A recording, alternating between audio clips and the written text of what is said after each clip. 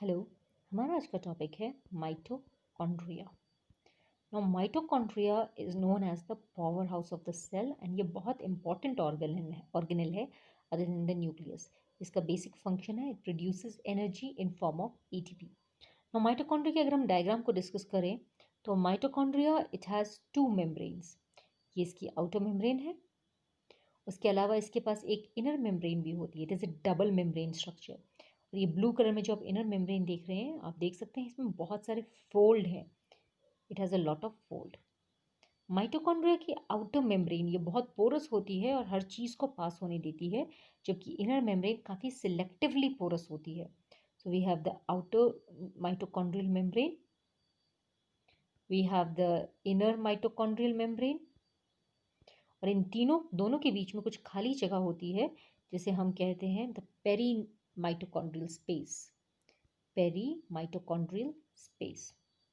इसके अलावा माइटोकॉन्ड्रिया में आपको ये जो खाली जगह दिख रही है अंदर सेंटर में, this is known as the matrix. इसको मैट्रिक्स कहा जाता है। इसको हम स्ट्रोमा भी कह सकते हैं, we can also call it stroma. So आप ये देख सकते हैं, ये जो फोल्ड्स हैं इन फोल्ड को हम कहते हैं Crysta. This is very important. The finger-like projections of the fold of the inner mitochondrial membrane are known as crista.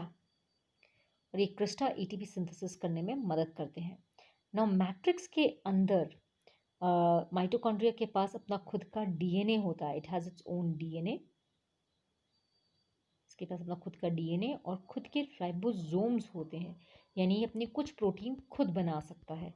So this is the basic structure of a mitochondria.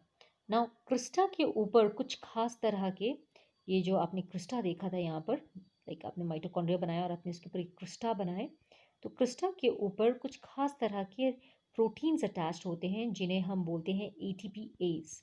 ये ATPase special तरह के protein होते हैं जो ATP synthesis में मदद करते हैं। इनका स्ट्रक्चर इस तरह से होता है।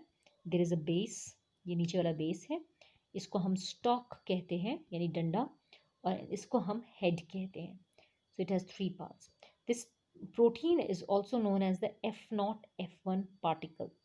इसकी खास बात क्या होती है कि इसमें से जब H पॉजिटिव, इसमें से जब दो H पॉजिटिव बाहर निकलते हैं तो इतनी एनर्जी रिलीज होती है कि ये एक एडीपी को इनऑर्गेनिक फॉस्फेट के साथ ज्वाइन करके एक एटीपी का मॉलिक्यूल सिंथेसाइज कर सकता है। So it helps in synthesis of ATP.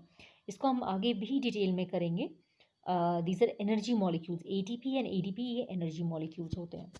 Now since produces energy, therefore it is also known as the powerhouse of the cell.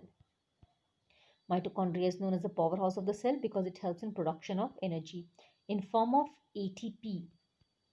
हमने छोटी क्लास में पढ़ा होगा, ATP को हम बोलते हैं एडिनोसिन ट्राइफॉस्फेट। इसको एडिनोसिन ट्राइफॉस्फेट इसीलिए कहा जाता है because there is a molecule, हमने डीएनए में अभी भी पढ़ा था कि एक मॉलिक्यूल है जिसे एडिनोसिन कहा जाता है। उसका स्ट्रक्चर कुछ इस तरह से होता है। It has a structure something like this. इस एडिनिन के साथ एक शुगर मॉलिक्यूल अटैच्ड होता है। There is a sugar molecule attached to it, right, like this. और इसके साथ तीन फॉस्फेट मॉलिक्यूल जुड़े होते हैं। This molecule is known as adenosine triphosphate. So ये देखिए, दिस इज एडिनिन। ये एडिनिन एक शुगर मॉलिक्यूल के साथ अटैच्ड है, something which looks like this. Ribose sugar के साथ अटैच्ड होता है, और ribose, this both of these molecules, adenine and ribose sugar, इसको हम एडिनोसिन कहते हैं, और इसमें तीन फॉस्फेट मॉलिक्यूल अटैच्ड हो जाते हैं। Therefore, this is known as adenosine triphosphate. And adenosine triphosphate is also known as the energy currency of the cell, क्योंकि जब आप कोई भी काम करना चाहते हैं तो this ATP is converted into ADP. This is converted into ADP, यानी इसे हमें ब्रेक करना पड़ता है। इसके एनर्जी बॉन्ड्स को ब्रेक करते हैं तो एनर्जी रिलीज होती है। Therefore, it is known as the energy currency. इसको सेमी ऑटोनॉमस बॉडी भी कहते हैं क्योंकि माइटोकॉन्ड्रिया के पास अपना खुद का डीएनए होता है और उसके पास अपने खुद के राइबोसोम्स होते हैं, तो वो अपने खुद के प्रोटीन्स बना सकता है। लेकिन हालांकि ये ऑटोनॉमस यानी इंडिपेंडेंट है अपने खुद के डीएनए के वजह से, लेकिन ये फिर भी न्यूक्लियस के कंट्रोल में होता है। Therefore it's known as semi autonomous body.